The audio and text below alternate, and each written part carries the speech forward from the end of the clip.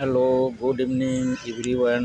My self Jitendra Kumar Raman. आज अभी जो हम टॉपिक पे जो डिस्कस करने वाले हैं उस टॉपिक का नाम होगा इंट्रोडक्शंस ऑफ सीपीसी।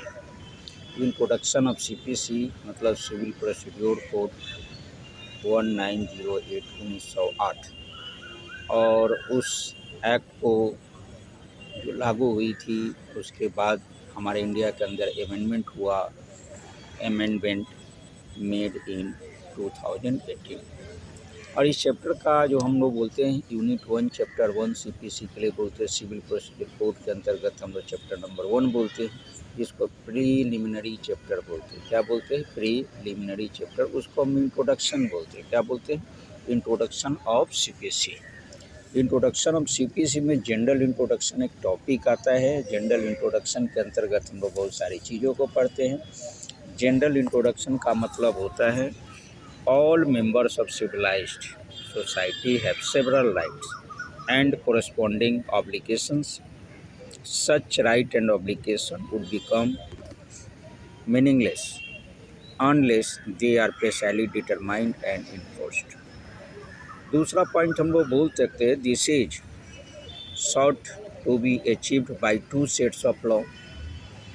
इसमें एक लॉ को बोलते हैं सब्स्टेंटिव लॉ, दूसरे लॉ को बोलते हैं प्रोसीजरल लॉ, जिसका ऑब्जेक्टिव होता है सब्स्टेंटिव लॉ इज लाइक मतलब just like a IPC and Indian contract law and determine the right and obligations of the concern person.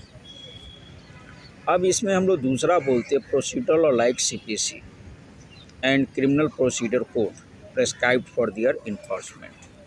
एक और चीज़ हम लोग बोलते हैं substantive law are more important than procedural law. अब यहाँ बोलते हैं substantive law depends upon the quality of the procedural law.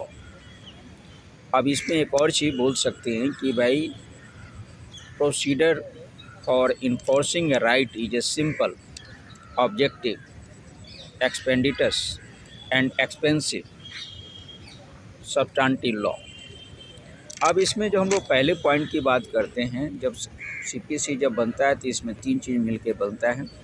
Civil procedure code जो बनता है इसमें सेक्शन, ऑर्डर एंड रूल मिलके बनता है।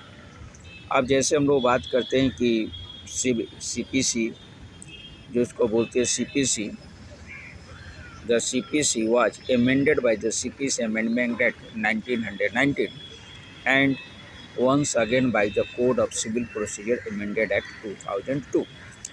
Both these